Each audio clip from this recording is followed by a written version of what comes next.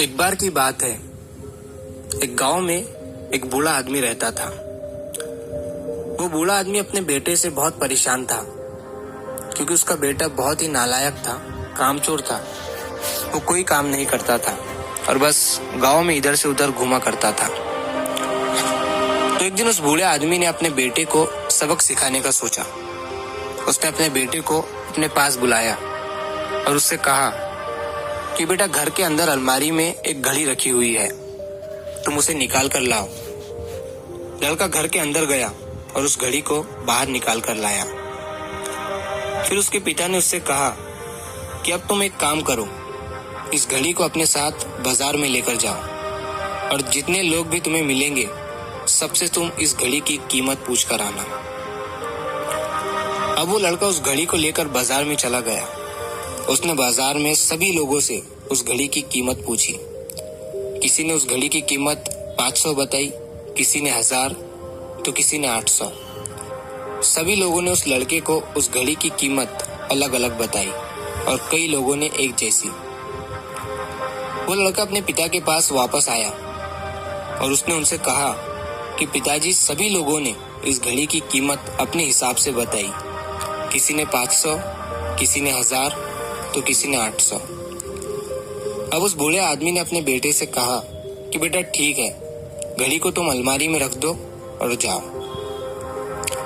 अब अगले दिन फिर से उस बूढ़े आदमी ने अपने बेटे को अपने पास बुलाया और उसे फिर से अलमारी से घड़ी लाने को कहा।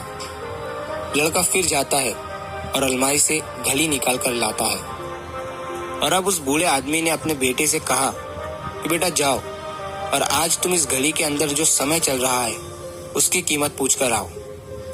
लड़के को समझ नहीं आ रहा था कि उसके पिताजी उससे क्या करवाना चाह रहे हैं।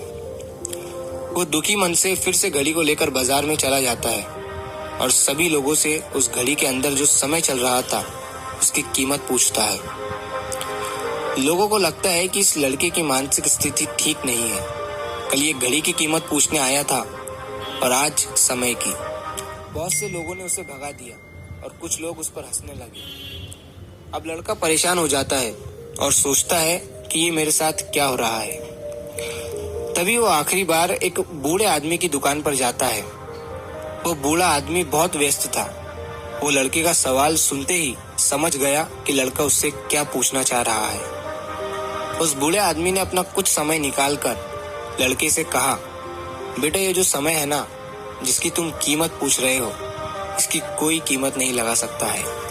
तुम करोड़ों रुपए देकर भी अपनी जिंदगी का एक सेकंड वापस नहीं ला सकते हो। इसीलिए इस टाइम का सही उपयोग करो। टाइम की एक अच्छी बात है और एक बुरी बात है। बुरी बात यह है कि टाइम गुजर जाता है और अच्छी बात यह है कि तुम उसे किन चीजों में गुजारते हो, ये तुम्हारे हाथ में होता है। सभी के पास दिन में 24 घंटे होते हैं, अमीर के पास भी और गरीब के पास भी। बस ये तुम्हारे हाथ में है कि तुम उस टाइम से क्या नया कर सकते हो। तो अपने एक एक पल का हिसाब रखो कि तुम उन्हें किन चीजों में उड़ा रहे हो। उस बूढ़े आदमी की बात सुनकर उस लड़के की आंखें खुल सी गई, मानो उसमें एक बड़ा बदलाव सा आ गया हो।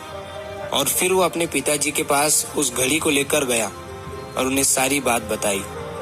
और उस दिन के बाद से उस लड़के की जिंदगी बदल गई। दोस्तों, कहते हैं कि टाइम सबके लिए फ्री है, लेकिन वो प्राइसलेस है, वो कीमती है। तुम उसे खरीद नहीं सकते, लेकिन तुम उसे इस्तेमाल कर सकते हो। तुम उसे रख नहीं सकते हो, लेकिन तुम उसे स्पेंड कर सकते हो।